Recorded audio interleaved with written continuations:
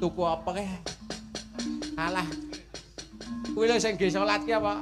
Ruko. Oh iya ruko. Ah. Oh iya iya. Kepengen tuku ruko. Heeh.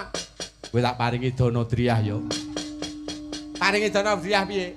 Kowe tak paringi redono, tak paringi dhuwit. Kowe ngwehi dhuwit aku terus kowe ngejak mesum to kowe. Kelakuane ora.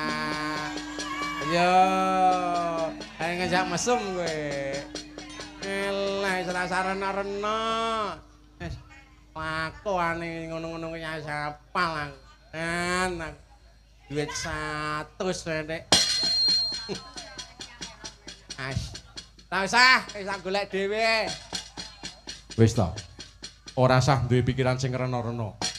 Aku ora kaya ngono kuwi, lahir batin aku mung nanjake amanah iki Yai Badranaya.